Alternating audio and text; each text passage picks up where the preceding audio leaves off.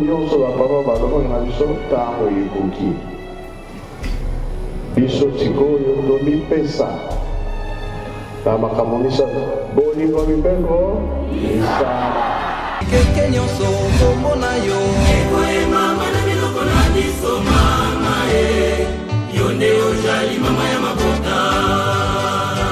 sikawa ntango ekoki apeka alobaki akoningisa mokili ntango wana oyo ezali te maloba nyonso papa alobaki eza kokokana 100 ans ekobota makambo ebele. Fidèles internautes de partout où vous nous suivez, nous vous disons bonjour et bienvenue dans votre chaîne d'évangélisation. Nous sommes très heureux de vous savoir nombreux devant vos postes téléviseurs en train de nous suivre en séjour dominical et historique. Du 23 avril 2023, un rendez-vous marquant l'inauguration du temple de Niangara, se trouvant dans la commune de Ngiringiri à Kinshasa, capitale de la République démocratique du Congo. Le représentant légal, chef spirituel de l'église, Papa Simo Kimbangu Kiangani, a procédé à la coupure du ruban symbolique et à l'inauguration des différents bureaux de la chorale, de dirigeants du groupe théâtral kimbanguiste en présence de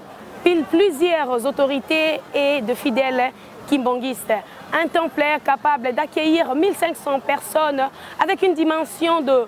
44 mètres de long et 18,50 mètres de large. Ensemble avec vous, suivons et restons branchés. Merci.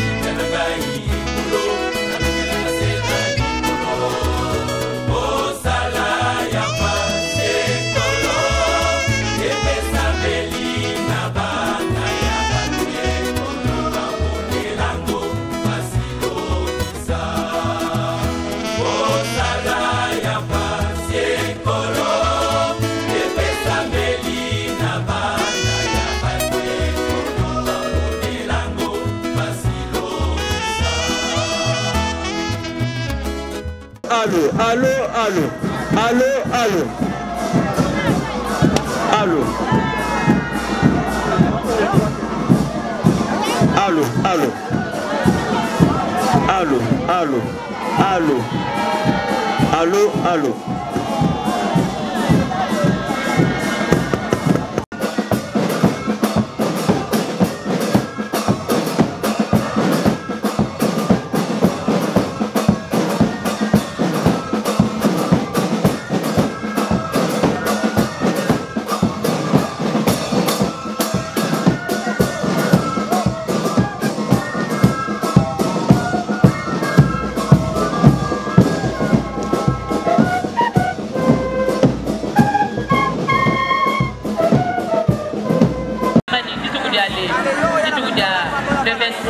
Et où dit coupe la paroisse et vous moutoua paroisse dit papa Kumbalo et tu dis là dit coach wa moutonga et à dit révérend pasteur Mungachimwa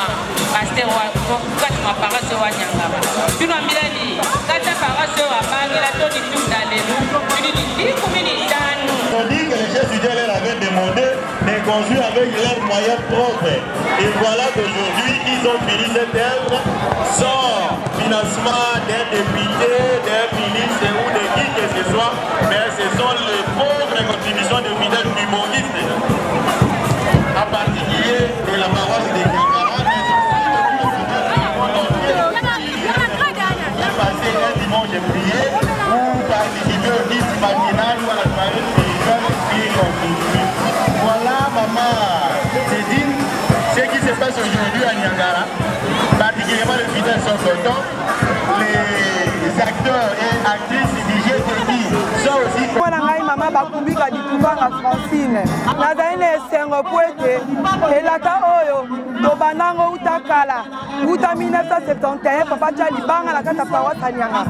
lelo ekokisa milibwa le 23 avril 2023 ezali esengo mpona biso po ete likambo toluka tukawena azalaki na age ya 11 ans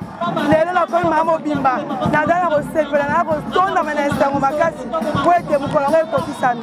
Comme on a eu papa révérend Yambouya, mokolo lelo ezali mokolo moko ya esengo makasi comme on était likabo monene oyo tata nzambe ya kolingaka oyo ya kolukaka esika oyo bato nyonso bakoyanga na mpona nkombo na ye ye alobi bato mibale to misato bakozala esika moko na nkombo na ngai nakozala na bango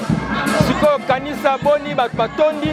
mpe batongi esika mpo bato bazalaka esika moko eza likambo monene et puis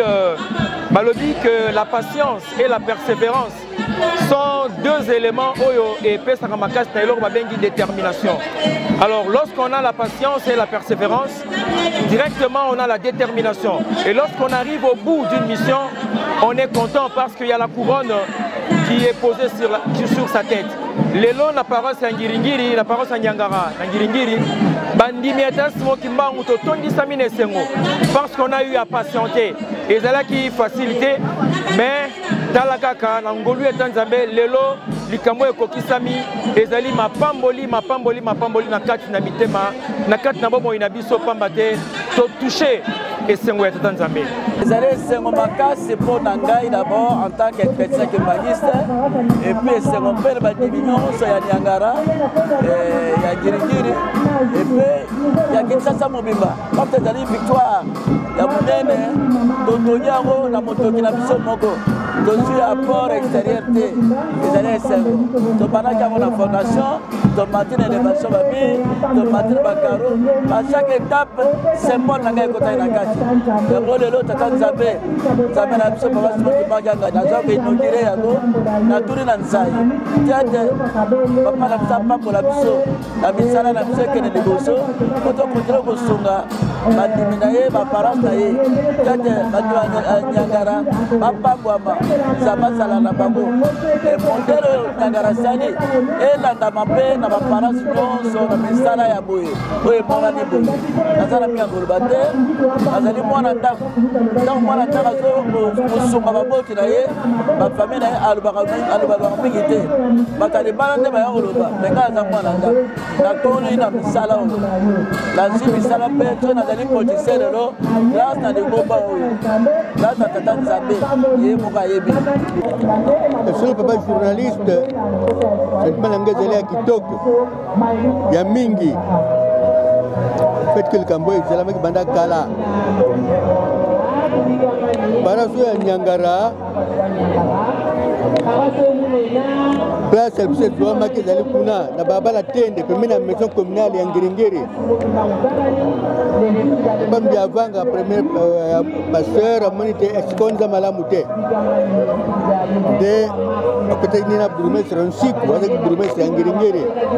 jeta nsiku abi bon ça va te likolo place entre Bambele na Makanza donc yango oyo awa papa sepelaki papa ngenda sepelaki mingi abi pese kitoko nde yango wana nde badimarche esalamaki mpo ete mikanda mizwama ya place oyo nde papa yavanga na papa Luyola bazobengaka l'espérance Zaïre bonde bakendeki kuna na kadastre kota mikanda mpona mabele oyo elotuma papa diangenda kuntima Joseph alors nde papa mbiavanga azosala ende premier pasteur asali mosala ndaka nzambe etongamaki te na lelo ye papa yavanga akei na Kasavubu nde papa Nsumbu aye koremplace papa Mbiavanga ye nde papa Nsumbu mutu alobaki na 67 pas na 66 lero bainauguraki ndaka nzambe ya batete papa Nsumbu alobi me papa diangenda papa Mfumandongo ndenge nini na commune na yo ya Ngiringiri temple ezali te mena matete kuna deja temple tongami papa ya hotel Banga na paroisse Niangara na commune ya Ngiringiri mpo ete temple tongama nde nza 78 libanga ya kotia mawa sala mpe ebandaki sous la direction ya papa Nsumbu Dompetelo Lambert donc abandi mosala temple tie comme na niveau moko boye mpe bamutaki ye ake na Bukama alors ikozo mpe na misala ya botongi temple Nkamba ona temple Nkamba eza kotongama misala nyonso ezalaki bloqué opetenga lobi misala nyonso ekangama kota misala botongi temple Nkamba na misala nde ezokama moke retard le ndaka temple Nkamba etongami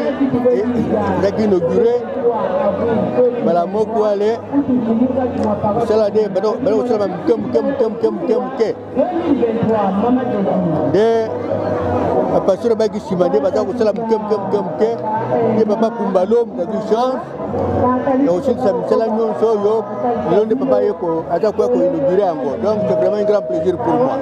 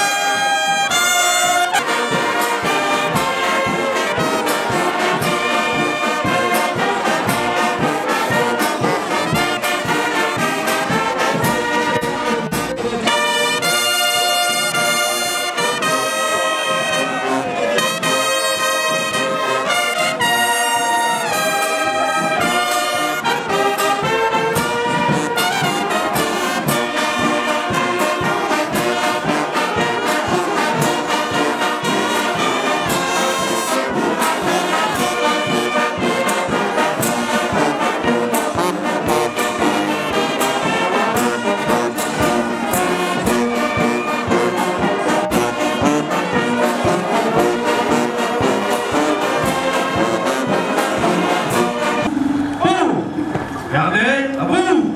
Vous les amis. Salut.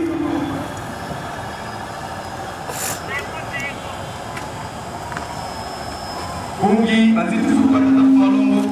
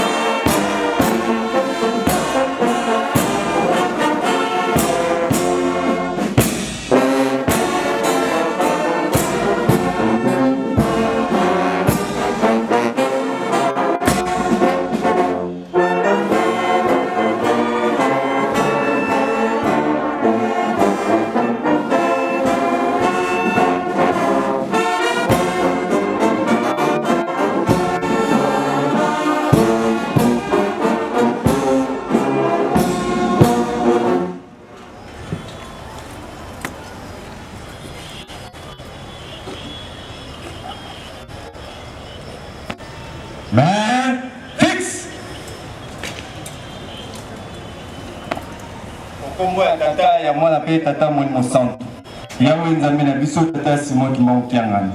Tozongisi matondi ndingo komeli biso na paroisse ya Nyangara na kimia. Na tina mususu te mpona bofungoli temple oyo ya elaka. Yango tata tosengi o merci na maso oyo osaleli biso. Biso basoda na yo pe lingomba mobimba ya Nyangara. Kanisela biso na nzoto pe milimo na biso na bafamille pe bisika nyonso bana bazali. Mapamboli nde eza kosenga kobosa na sote pamba te oyo ezali esika yo papa Simon Kimbangu Kiangani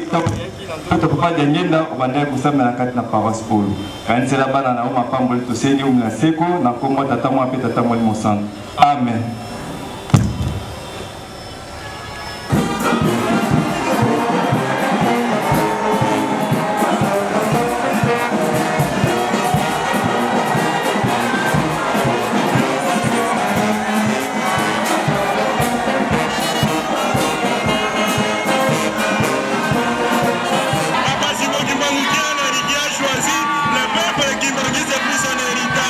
Maman Nadine, maman Nadine, maman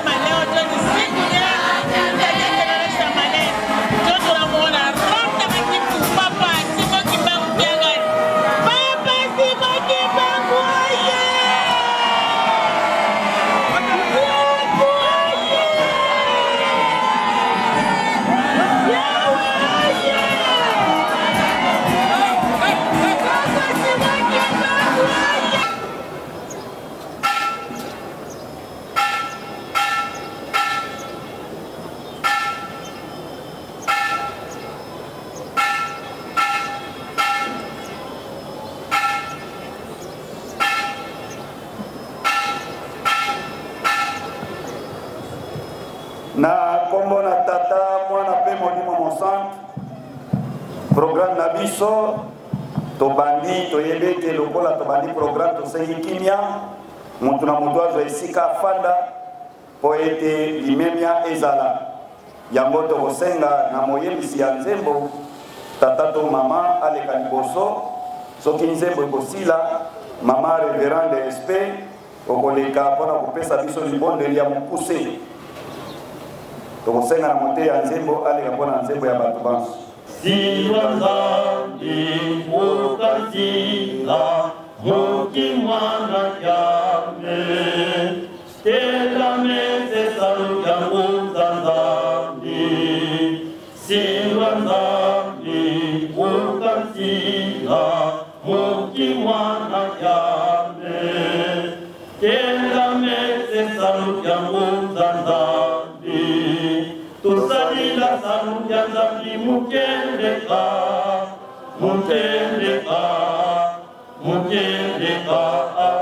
tusalila saluja Nzambi mukendeka Nzambi mbambani kwa buluka tusalila saluja Nzambi mukendeka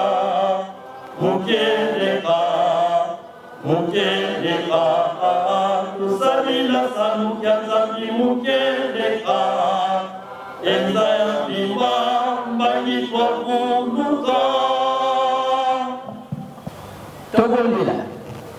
na kombo ya tata ya mwana pe tata mosantu yawe Nzambe tozongisi merci mingi merci oyo tozongisi pamba te lelo ezali mokolo moyenga tokabanaki semaine mobimba lelo nde toye kokutana papa lelo ezali mokolo moyenga bato nyonso tosambeli na centre de cœur kasi soki lelo tozali kati na esika oyo pamba te lelo esi inauguration ya temple na biso yango euti mosika euta kala baoyo nyonso babongamaki bazalaki na makanisi ete bakomona mokolo oyo ya lelo batika biso mingi bazali na bandako mingi bazali na bisika ya ndenge na ndenge ya pasi kasi lelo mokolo yango lokola tokisami epai na biso papa tozongisi merci toyebi ete na mokolo mwa lelo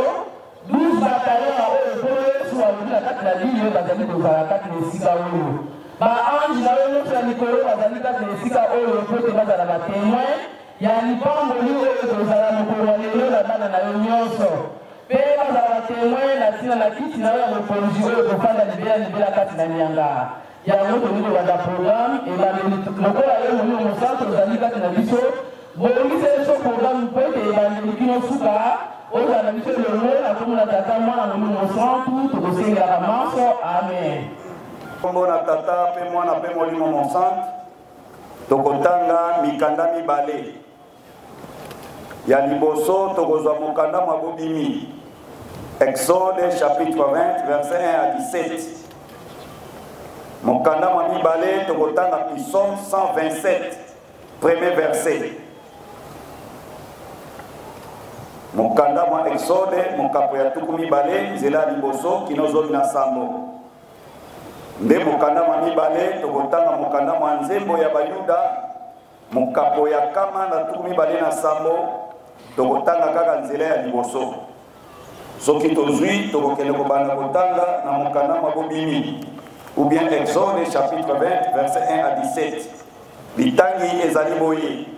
na kombo na tata mwana pe molimo mosantu mibeko zomi Nzambe alobaki maloba nyonso boye ngai nazali yawe Nzambe na yo oyo abimisaki yo na mokili Egypte na ndako na bowumbu kokumisa banzambe mosusu te bobele ngai kosala ekeko moko te mpona kokumisa yango ezala ata eloko nini oyo ekokai na bikelamu oyo ezali na likolo awa na se to na mai oyo ezali na se ya mabele kofukamela banzambe na ndenge wana te mpe kokumisa yango te pamba te ngai yawe Nzambe na yo nazali Nzambe na zuwa na kobatela na kopesa etumbu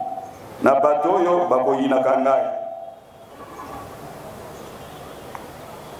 na bato oyo bayinaka ngai na kopesa etumbu na bana babango bakoko babango mpe bana ya bakoko babango kasi bato oyo balingaka ngai pe batosaka mibeko na ngai na kosala bango bolamu na bana na bango nyonso baoyo bakoya na nsima kotanga kombo na ngai Yawe Nzambe na yo na makambo ya pamba te mpo ngai napesaka etumbu na mutu nyonso oyo azali kotanga kombo na ngai na makambo ya pamba kanisa ngai na mokolo ya kopema pe komisa yango mokolo ya bosantu sala misala yo nyonso kati na mikolo motoba kasi mokolo ya sambo ezali mokolo ya kopema ya ngai Yawe Nzambe na yo na mokolo yango okosala mosala moko te ezala yo moko ezala bana ya mibali to ya basi ezala baungu na yo ezala banyama na yo ezala bapaya oyo baye kofanda epai na yo pamba te na kati na mikolo motoba nasalaki likolo na se ebale mpe biloko nyonso ezali na kati bongo na mokolo ya sambo napemaki yango wana ngai Yawe nabengisa mokolo ya kopema mpe nakomisa yango mokolo ya bosantu tosa tata na yo mpe mama na yo ete ozala bomoi molai na mboka oyo ngai Yawe Nzambe na yo na kopesa na yo koboma mutu te kosala ekobo te koyiba te kokosela moninga makambo te kolula eloko na moninga te ezala ndako na ye mwasi na ye mosali na ya mobali to ya mwasi ezala ngombe to punda na ye ezala ata nini toleki na Psaume 127 premier verset nyonso ekowutaka na Yawe nzembo ya Salomo na mobembo na ngomba ya Sion soko Yawe atongi ndako te bamason basali bobele mosala ya pamba soko Yawe abateli vili te basinzili bazali bobele kosala mosala ya punda na kombo na tata mwana pe molimo mosantu amen ya tata mwana pe molimo mosantu kimbangizume oye evenema ya lelo ezali monene yango tozongeli baye baza na centre bayoka ke ezali ya koyinda na Niangara kimbangizume oye kimbangizume oye kimbangizume oye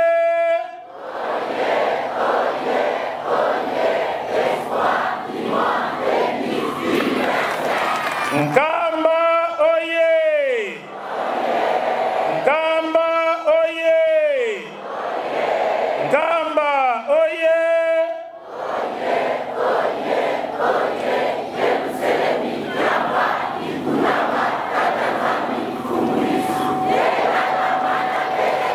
Kinshasa oye Kinshasa oye Kinshasa oye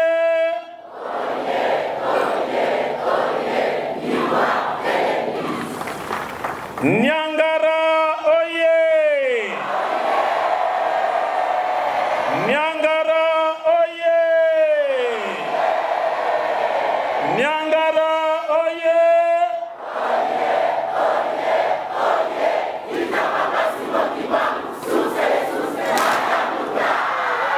Papa Simon Kimbangu Kyangani oye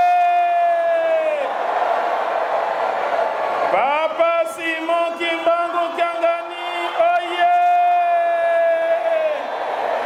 Papa Simon Kimbangu Kyangani oye Papa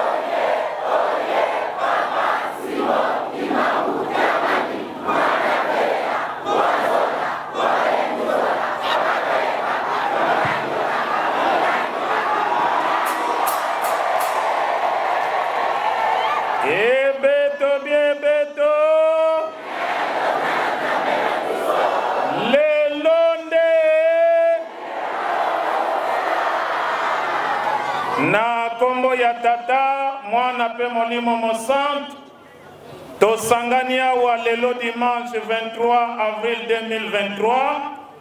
na lotomo ya tata mokonzi abule Papa Simon Kimbangu Kyangani Nzambe molimo santu pona ko procéder na inauguration ya temple moderne ya Niangara pe ba ouvrage mibale bakisami bureau ya GTK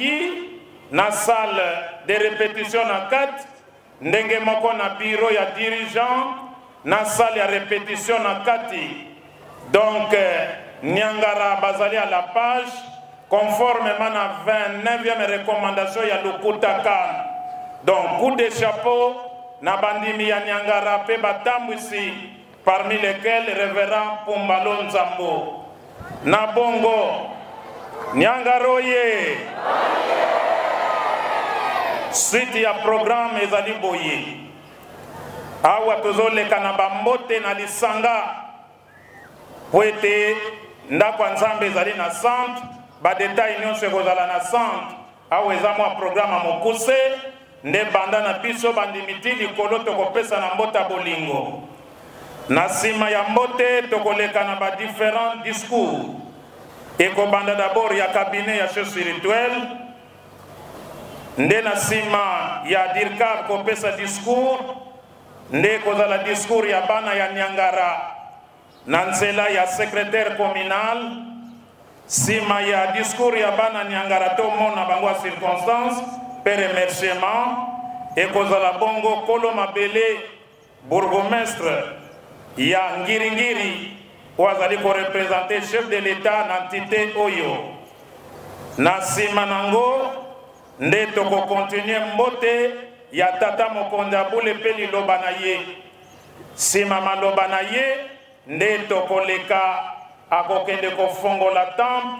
mpe akoleka na bouvrage mibale mosusu totangi nkombo awa biso nyonso tokotikala kofanda bobele bayeba protokole bakopona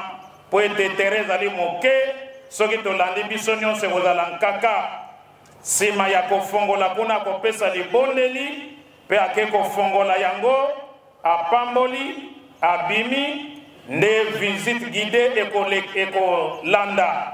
nde tango bamosusu bazokota tango papa silisi na temple papa ake kofongola bureau ya GTK tango azoleka na dirigeant baye bakonzi baponami batikali kosilisa na temple bake mpe kovisite bureau ya GTK mpe tokosukisa na bureau ya dirigeant nsima nango nde tokozonga awa na tribune bana ya Niangara bakopesa kelke kado oyo babongisi mpona lokumu ya tata mokonzi abule en même temps mpe bakotiela biso sane bakado ya mbongo mpe ezalaka na biso nyonso toyawa nde tala programme ndenge yango ebongisami nde ekozala suka ya cérémonie na bongo tata mokonzi abule akokende liboso nde biso nyonso tokolanda na centre d'accueil awa kilte ezata oyo ezali circonstance ya inauguration nsima nango biso nyonso na centre liloba monene ya dimanche ya lelo papa kolobela yango na centre merci mingi na nkombo ya tata mwana mpe tata molimo centre epeseli biso mpona kotanga discours mpona circonstance mpe ya événement ya lelo botangi ezali boye na lokota ya différencé honorable député monsieur le bourgmestre de la commune de Ngiringiri, monsieur le commandant de la police de cette juridiction, monsieur le chef du quartier, distingués invités à vos titres et qualités, tout protocole observé. Frères et sœurs dans le kimagisme, au nom de sa divinité Papa Simon Kimanu Kiangani, chef spirituel et représentant légal de l'Église de Jésus-Christ sur la terre par son envoyé spécial Papa Simon Kimanu, nous vous saluons chaleureusement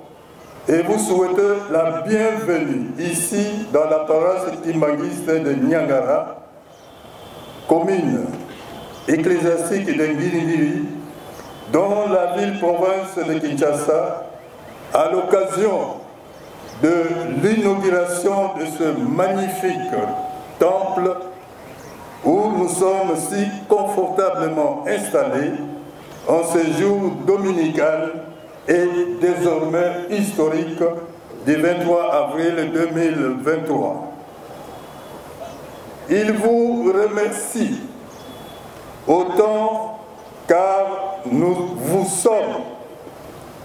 venus très nombreux pour partager la joie de l'inauguration de ce magnifique temple. La présence de chacune et chacun de vous est une marque d'amour et de considération profonde à l'œuvre salvatrice de Papa Simon Kimbangu, le fondateur du kimbanguisme, laquelle œuvre a été relayée par nos trois papas, à savoir Papa Kisolokele Lukelo Charles, Papa Dialongana Kiangani Salomo, Papa Diangena Kontima et aujourd'hui Papa Simon Kimbangu Kianga. Par cette inauguration, nous portons haut l'attachement qu'ils avaient tous vis-à-vis de cette, car ils ne cessaient de rappeler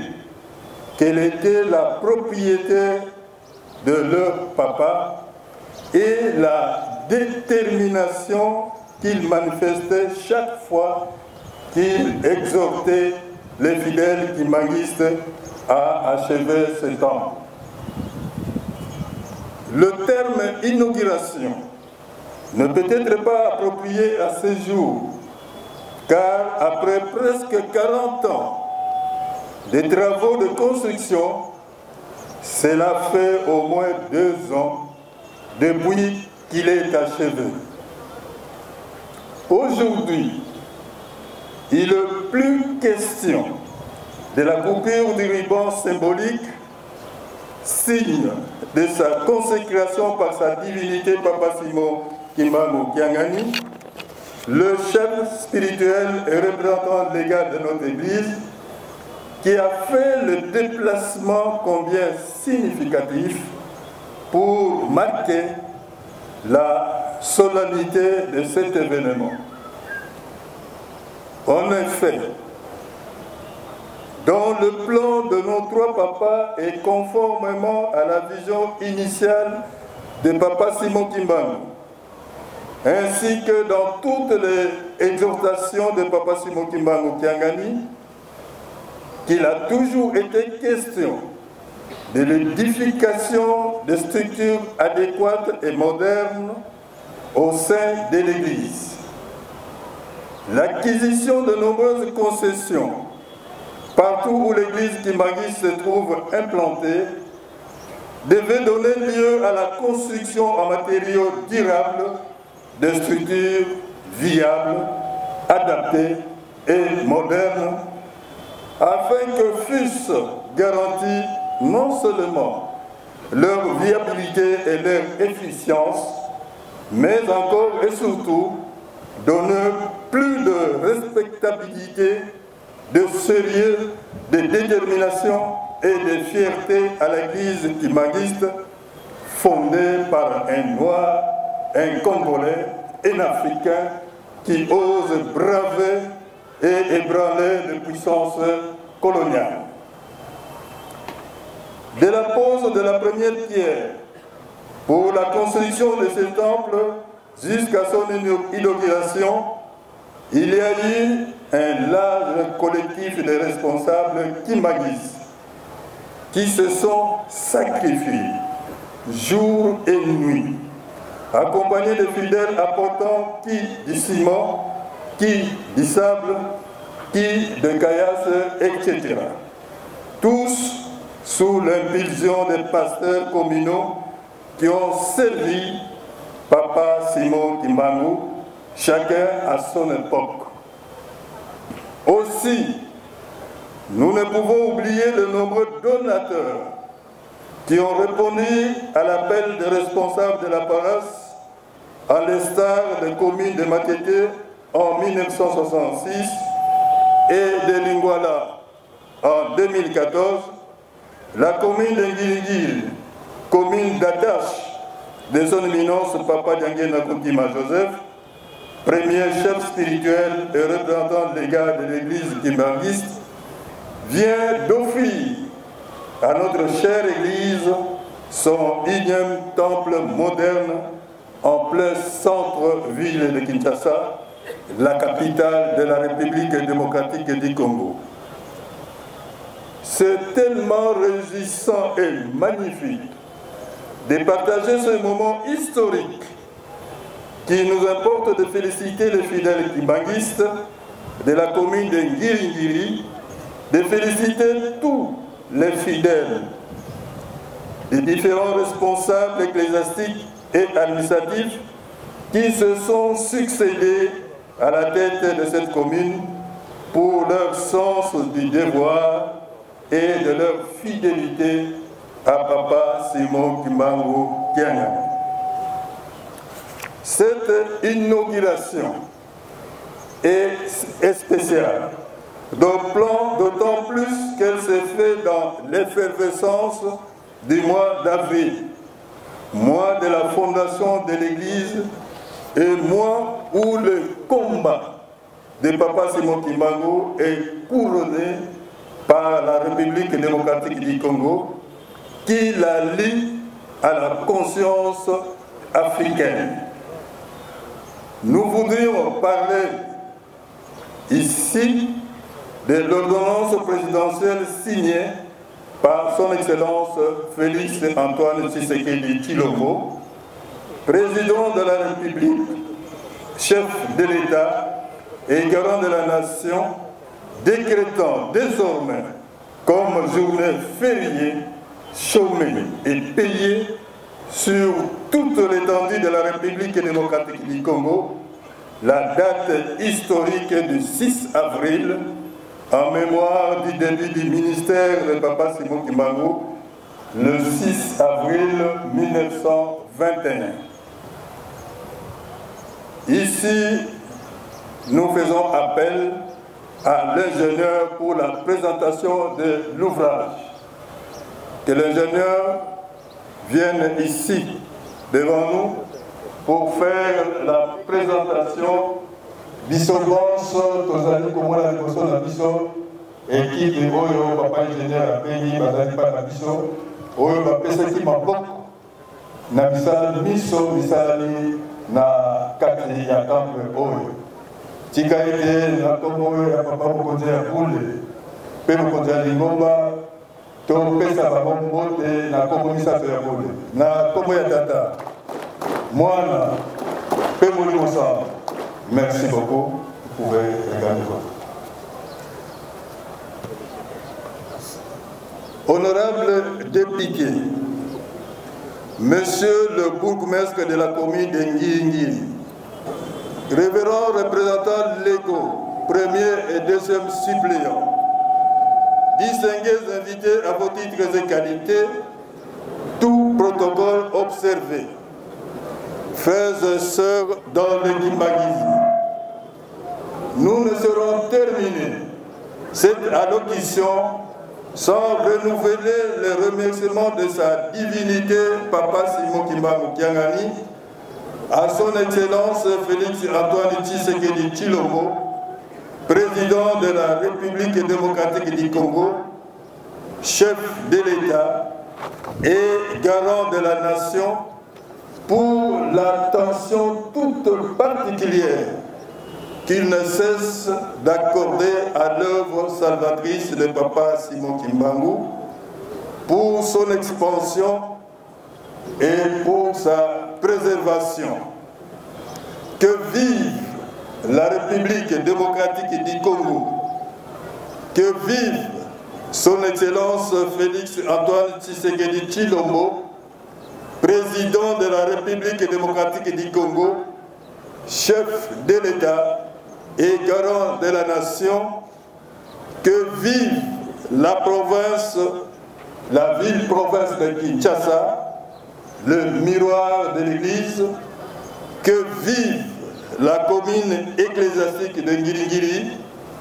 que vive le temple kimbanguiste de Nyangara, que vive l'église kimbangiste, que vive Papa Simon Kimbangu Kiangani, chef spirituel et représentant légal de l'église kimbanguiste. Papa Oye, Papa Oye, Papa Oye.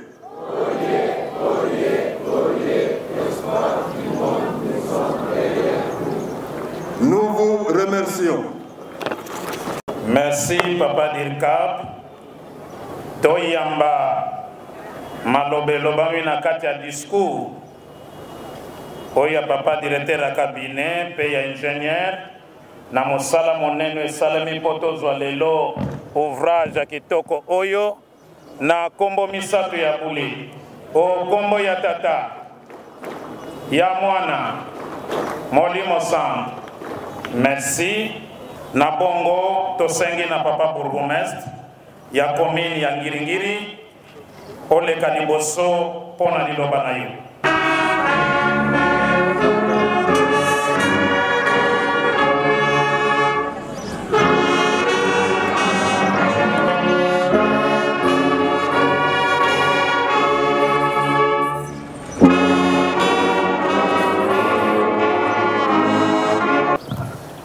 Merci beaucoup pour la marque de confiance où vous savez la personne Nangaï, le bourgmestre ya commune ya Ngiringiri. Nazana maloba ebele ya koloba awate, mais nazali ko adresser maloba epai ya Papa son éminence Kimbangu Kiangani pour sa présence en ce lieu. Papa Koyana Nesika Oyo, en tant que numéro 1 Yangiringiri, représentant du président de la République démocratique du Congo, représentant en même temps le gouverneur de la ville-province de Kinshasa, M. Jean-Timi Ngobila, na kosenga na yo papa lipamboli pona Ngiringiri, lipamboli pona paroisse oyo ozali ko inauguré lelo ya solo toyebi ete programme ya gouvernement na biso pona jeunesse ezali changement de mentalité na yango wana na kosenga na yo obondela pona population ya Ngiringiri pour la jeunesse ya Ngiringiri batelema pour que toutes les antivaleurs oyo tozali koconstater lelo ezala lisusu te na yango wana na kosenga parmi misala oyo ekosalema na paroisse oyo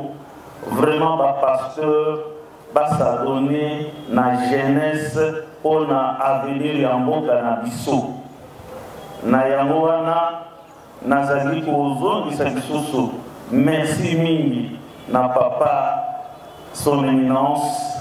pour la présence na esika oyo ya solo kobosana Ngiringiri te na mabondeli na yo ya kutu moi pe naza na reconnaissance encore une fois de plus na papa le président de la République pour la dernière ordonnance oyo auti co-signé pour le 6 avril de chaque année oyo est consacré combat oya papa Simon Kimbangu depuis le 6 avril 2021, plus d'un siècle. Il a reconnu ça. Il a aussi droit à une bénédiction.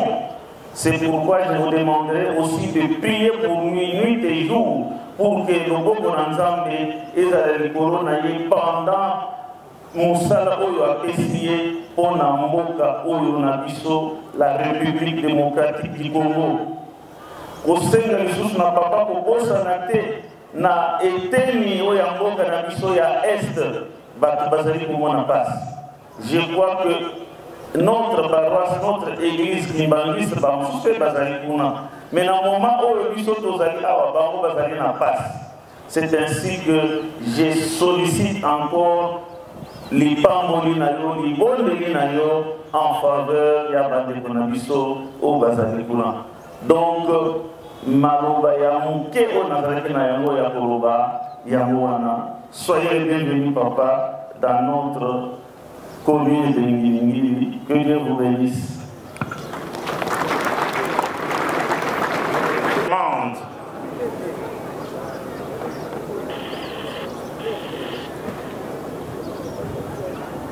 Tokotonda yango na kombo misato ya bule o kombo ya tata ya mwana Molimo Sam tika tokomi esiko likambe kobutaka nzete kimbangismo ye Nyangara oye Papa Simon Kimbangu Kiangani oye Papa Simon Kimbangu Kiangani oye Papa Simon Kimbangu Kiangani oye Papa Simon Kimbangu Kiangani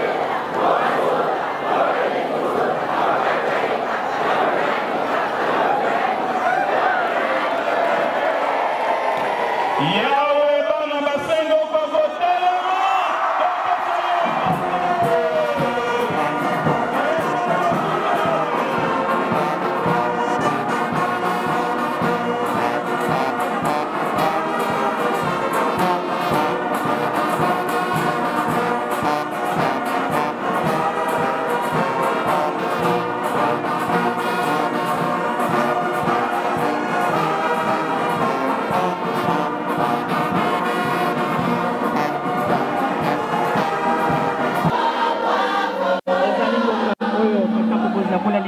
maloba utangirindili esika tozwami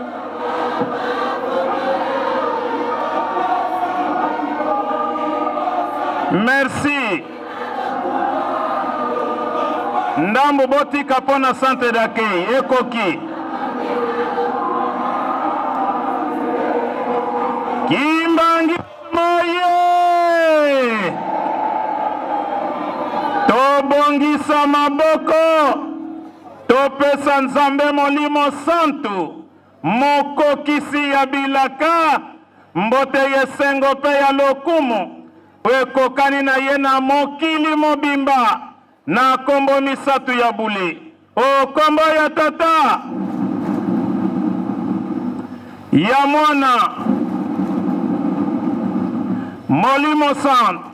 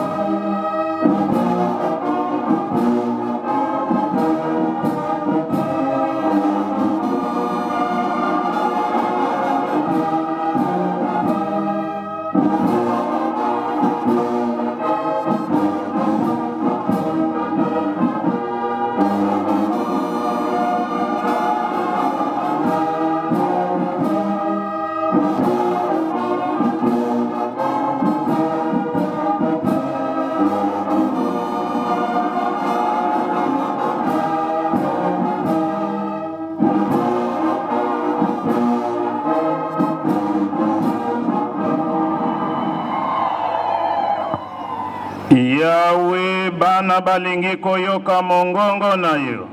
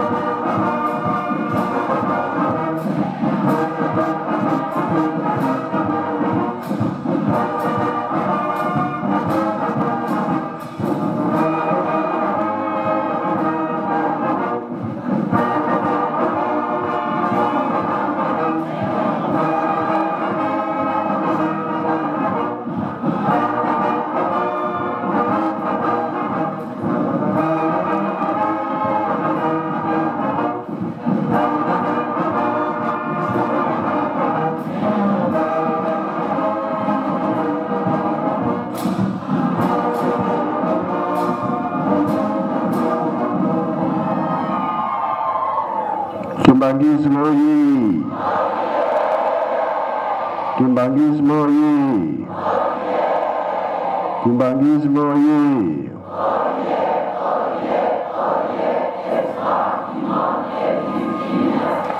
Kamba oye! Kamba oye! Kamba oye!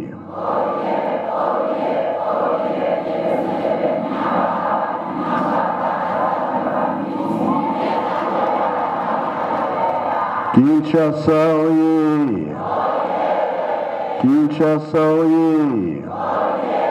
Kinshasa oye!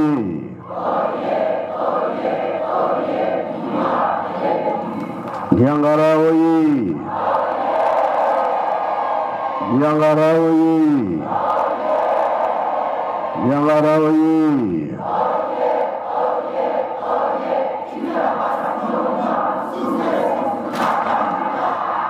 Euli, Embazi, Bilobiakulu,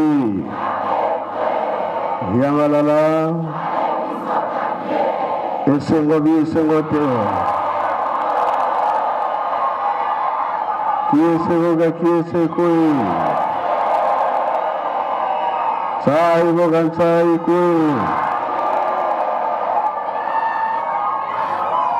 Na kombo ya tata mwana pe tata molimo centre tomoni ke likamo tango ekoki nango tosepeli surtout maloba ya papa bourgmestre epesi ngai esengo asengi dans le sens que biso bagene toza na devoir ya kobongisa papa mfumalo papa byangenda za koloba mingi ete tosaleta bakonzi na biso lokola baye temo ya moto azali nani temo ya nzambe azali nani elansike lokola tuye bango bazali wana bazali komona makambo nyonso eza koleka ya esengo na esengo elansike tosala makambo oyo nzambe akosepelaka likambo oyo toyebi ke eumeli mingi ya ndako ya nzambe ya Nyangara eumeli le mokolo ayenga le 16 ezaki dati nini dimanche eleki nini esalamaka na le 16 liwa ya nani bato batuni mpona nini papa azosenga banzembo ya mawa oui mpona kokanisa eza moko ya kokanisa ezaki dimanche le 16 jeteki kolo yaka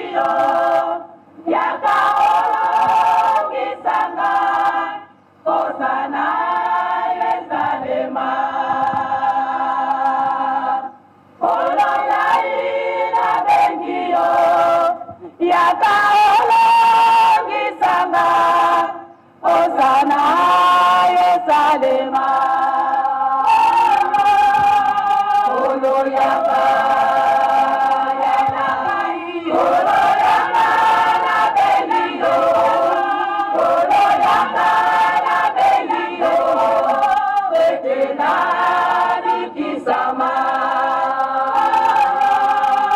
Olo yaba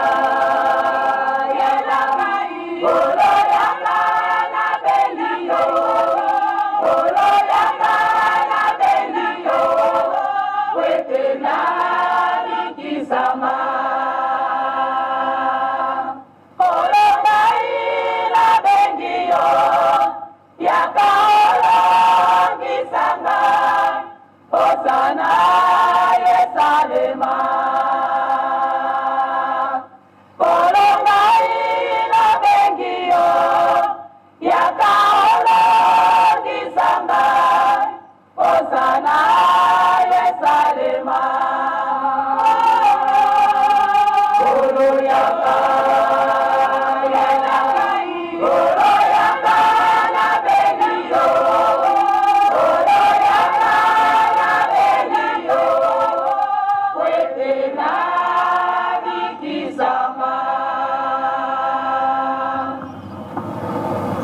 kunande makanisi yaki ke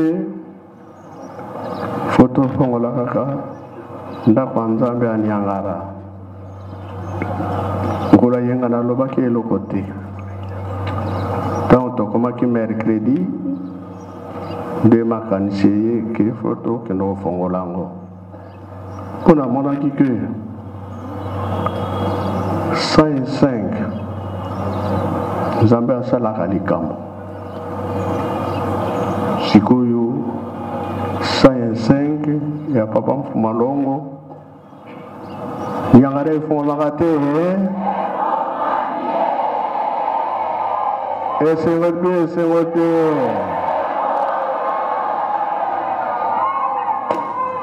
voilà foto lukaka foto zwa yango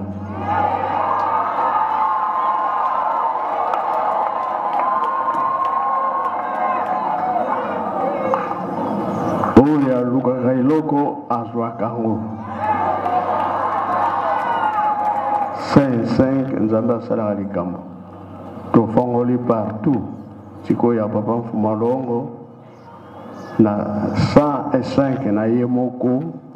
tukoti awa bazali mpe bazali te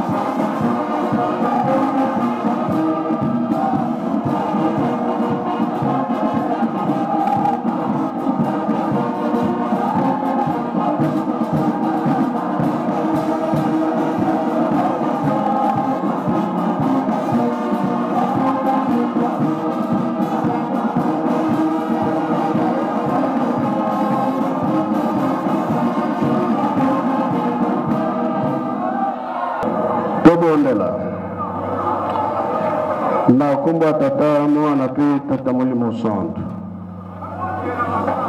tata Nzambe Kolois tata Molimo Santo lelo oyo na biso bolobi likambo oyo ezali ke biso bandimi ya Niangara bana tata Simon Kimbao tutungi ndako wana etongami ndako ya Nzambe oyo ezalaki toyokaka mateyi ya tata Nzambe oyo ezalaki tomipesi na yo tata Nzambe awa nde tosololaka ntango nyonso ozalaka na biso na libonela liboso bino bakoti boye koyoka korwa par rapport na biso tozalaki na libanda sika wa totongi ndako oyo ya bino misato lelo bokota na kati bozalaka na biso ntango nyonso na ntango ya pasi na ntango ya bisengo pasi ya mutu bino nde bosilisaka yango bisengo ya mutu bino bato bapesaka ndako bino ya bino nde yango oyo biso bana totongi yango na maboko bopambula yango kuna satana kutu akota te ezali ndako na bino toya kopesa yango na maboko na bino bopambula biso bopesa biso esengo kimia nde toza kosenga ya mokili mobimba ntango nyonso makila ezali kosopana ya bato silisa makambo wana moto mwindu aniokwami mingi boloko ya moto mwindu 4400 ans bino bayaki korekipere biso yango tobengi ete banda lelo ndako efungwami boboso na biso bana na bino te na pamboli kaka tosengi tokenda yango te na bandako bisika nyonso tovandaka mapamboli ezala na kombo ya tata mwana mpe tata molimo santo amen.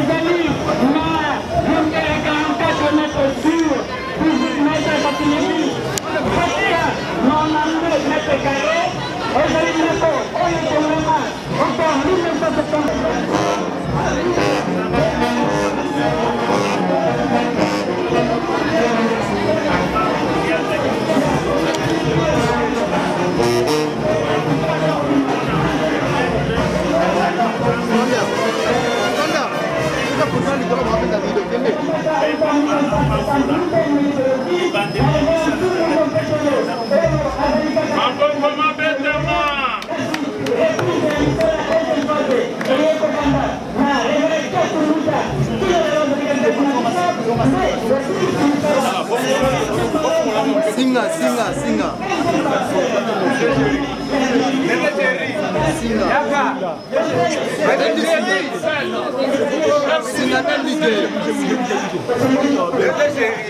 Yaka na papa clé za papa pasteur.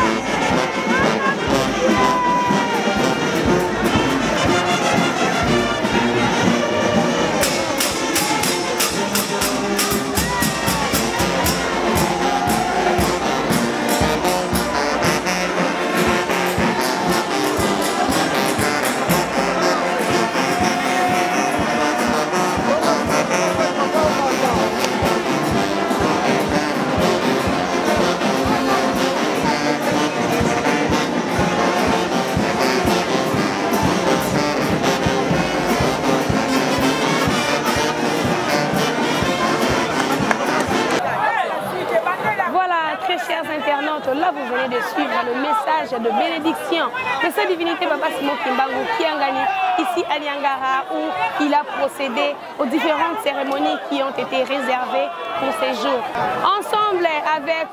vous, nous n'allons pas nous limiter. La direction centre d'accueil pour la suite de la journée dominicale du 23 avril 2023. Ensemble, restons branchés sur Mengama Kimbangu Télévision. N'oubliez pas de vous abonner et de partager ces émissions pour une large diffusion. Merci et très bon dimanche chez vous.